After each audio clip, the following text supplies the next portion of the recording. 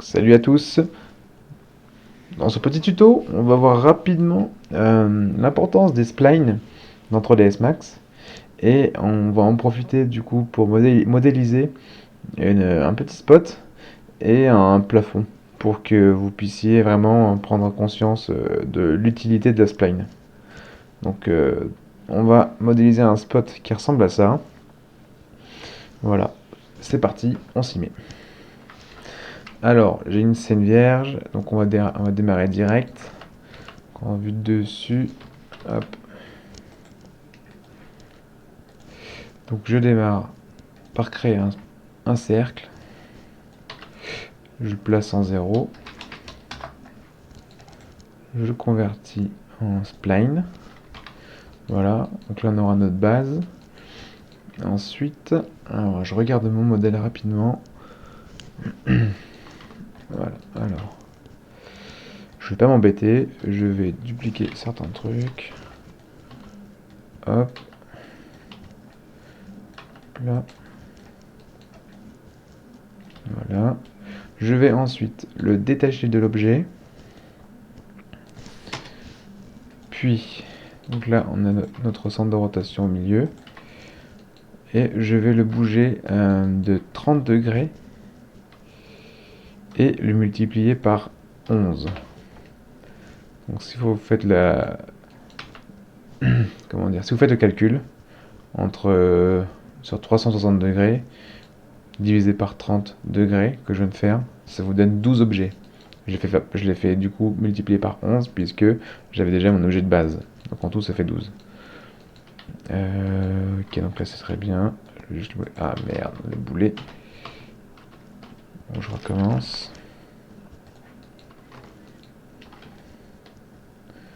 Donc, je recommence car je n'ai pas fait en instance. Voilà. Et je voulais juste avoir un aperçu. Hop.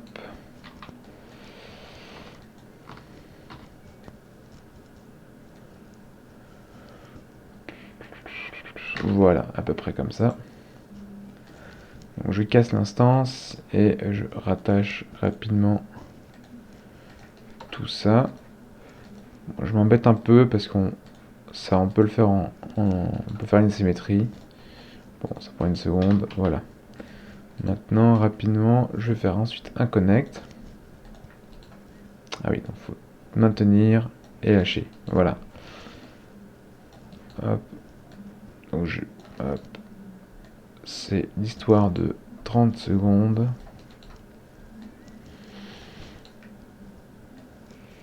Hop là, maintenant je sélectionne tous ces points sur lesquels je vais ensuite appliquer un filet qui se trouve ici. Hop là. Hop. Donc, maintenant que ça c'est fait, on va rapidement modifier ces deux-là.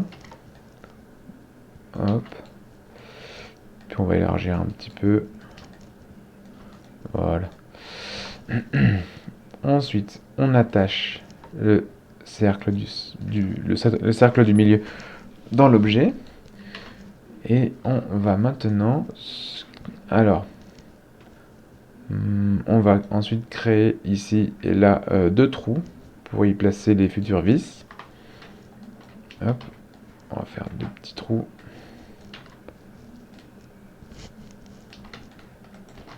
Hop là. Voilà. Et là, maintenant, on a notre base du spot. On va y appliquer dessus un modificateur extrude. Et là, comme par magie, nous avons notre objet qui se crée avec un trou et une face toute nickel, toute propre, sans avoir à créer un booléen, ni se prendre la tête pendant des heures pour créer notre forme entre guillemets complexe. Donc ça c'est très pratique pour faire des pièces type usinage ou avec des splines, c'est vraiment très malléable et très optimisé. une fois qu'on a ça, il nous faut maintenant créer notre petite vitre qui va être au milieu. Donc je sélectionne ma pièce, je fais un CTRL V et j'appuie sur copie. Hop, ça je supprime. Ensuite, alors, que je vous explique. Ça me fait une deuxième pièce du coup, d'avoir fait ça. Je rentre dedans, j'ai supprimé le face extrude. Je sélectionne le cercle du milieu. Je fais un CTRL I, ce qui m'inverse ma sélection, et je supprime. Je réapplique le face extrude de tout à l'heure. Sauf que là, je vais mettre un amount. Non, c'était pas un face extrude que j'ai mis tout à l'heure. C'est un extrude. Donc, je mets un extrude. Hop. Sauf que le 30, je vais mettre 1. Et là, nous avons notre petite vitre. On va la mettre. On va la laisser par là. Maintenant qu'on a ça, on va créer une sphère du coup pour créer l'arrière de ce spot. Je sélectionne ma vitre, je vérifie que le pivot est bien au centre, c'est bon. Je crée une sphère, je l'aligne sur cette vitre. On va chercher hop, au plus proche. On va arrondir à 49. Là, je supprime la moitié. Donc là, j'isole avec Alt Q, j'isole ma sphère. Je double-clique sur ça. J'augmente un peu. Ensuite, je me mets en face. Je sélectionne tout. Je fais un Clear All, ce qui supprime tous mes groupes de lissage. Ce qui va permettre de nous créer cet effet de petits miroirs hop, polygonés. Comme ça. Avec un petit chrome, ça va être sympathique. Voilà. Une fois qu'on a ça, mon point de pivot il est là, c'est très bien. Je mets un petit scale pour aplatir un peu comme sur mon image. Voilà. Je le baisse en dessous. Alors je sélectionne S.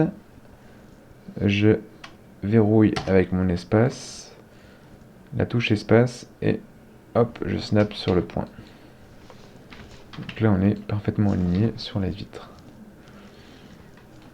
Alors maintenant on va rapidement on va configurer rapidement notre point max. On va se mettre en mental ray. Ici 0,5, 16, pas que ça prenne trop de temps. Global illumination, FG. Voilà, et l'environnement, on va mettre une map d'environnement pour avoir quelques reflets. Vous pouvez aller sur Google et taper HDRI Map, ce qui vous permettra d'avoir des environnements et d'avoir des reflets sur vos objets. Donc c'est très pratique. En tapant HDRI Map sur Google Images, vous trouverez toutes sortes d'images en wraparound qui vous permettront d'avoir un environnement et ce qui générera des reflets et des teintes sympathiques pour mettre en valeur votre objet dans votre scène. Ensuite, on va mettre un exposure control. Je vais prendre le M1 photographique exposure. On va créer rapidement une free light en photométrique. Hop là, on se met en Erythraced, Shadows on. On fait un render preview. On gère ici les valeurs de l'exposure control pour avoir un bon aperçu. Voilà, quelque chose qui crame pas trop. Voilà. Ensuite, on va maintenant appliquer quelques matériaux basiques. Alors là-dessus, on va mettre que du Arcane Design, pour avoir un truc. Alors ça, on va mettre un défaut, un peu le corps. Ceci, nous allons créer une vitre. On va prendre une fine. Voilà. Et pour notre corps ici, du Chrome. Voilà, donc là on prend vraiment des presets pour rapidement avoir un aperçu. Hop, Chrome. Hop là. Et on va lancer un petit rendu rapidement. Donc, on va maintenant voir ce que ça rend en rendu. Alors, on dirait qu'on voit rien ici. Qu'est-ce qui se passe? Ah oui, donc sur notre sphère. Alors, ça peut venir du coup de ça, et c'est même sûr. Donc vous voyez, vous avez des faces claires ici, c'est la face qui sera rendue. Et la face ici qui est foncée, c'est une face qui ne se verra pas. C'est-à-dire, on peut régler ça de deux manières. Soit forcer ici le boss sided. Donc si je refais un rendu, normalement, voilà, on l'a. Mais en fonction de vos projets et de vos scènes, vous ne serez pas toujours amené à avoir besoin ou même vouloir cette option-là. Donc pour pallier ce problème, on va donc je vais décocher ça et je vais mettre un shell sur mon corps. Il va dans quel sens celui-là? Alors je remets à 0 et ouais, je vais donc l'amener vers l'intérieur. Voilà. Ce qui fait que maintenant, ça nous a créé une épaisseur. Et si je rends, et voilà, vous voyez que ça marche très bien aussi comme ça. Voilà. Donc, pour la suite de ce spot, ce sont des objets classiques. Donc, la seule chose que l'on peut voir rapidement, c'est à la limite le petit corps en haut de mon image qu'il y avait. Alors, vous pouvez le faire de deux manières du coup. Je vous remonte l'image. C'est ici en blanc. Donc, soit vous prenez un cylindre qu'on coupe au milieu et qu'on fait un chanfrein en haut, soit on le fait avec une spline. Et de cette manière-là, on fait comme ça avec une spline, hop, et hop. Donc je veux ici snapper au centre. Ici, je lui applique un filet. Voilà. Et on va utiliser l'outil Révolution ou en anglais Lathe. Voilà. Je snap toujours. Donc j'ai appuyé sur ma touche 1 ou ce qui en fait revient à faire un plus et sélectionner l'axe. Voilà, et je vais snapper sur le centre. Et nous avons notre petit corps. Vous pouvez augmenter ici les itérations pour avoir un truc plus fin. Voilà. Et si vous le trouvez trop large, vous pouvez activer ici la pilule et on va sélectionner ça et réduire son diamètre. À partir de là, on peut le convertir en polygone. Je me mets en outil border, je sélectionne ça, je fais un cap et on a notre objet. Voilà. Ensuite, rapidement maintenant, le plafonnier. Toujours le principe de la spline. Donc en fait, vous pouvez créer à partir d'un plan votre plafond de votre pièce, comme ceci.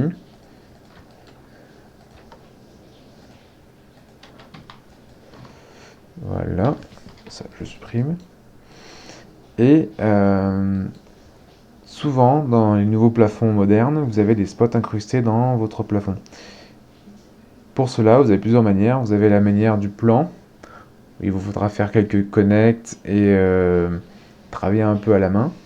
Sinon, vous avez la technique de la spline, où vous pouvez rapidement avoir tous vos trous et sans perdre un peu de temps à modéliser et tout en gardant un rendu vraiment clean.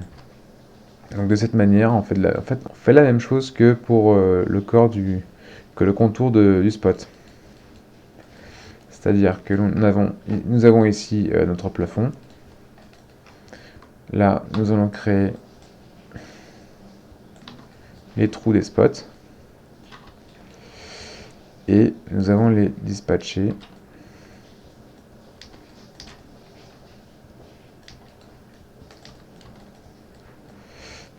comme cela.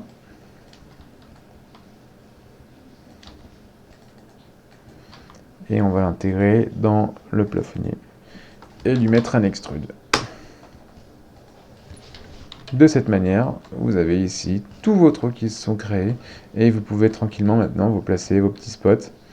Et si vous voulez rajouter une couche par-dessus pour avoir donc un trou et au-dessus du plein, il suffit simplement hop, de dupliquer l'objet en copie évidemment. Donc je vais snapper hop, ici et je supprime hop, tous les trous qu'on a mis dedans. Donc ça donne ça. J'isole ma pièce. J'isole ma pièce pour vous montrer. Donc j'ai tout supprimé en faisant une sélection inversée.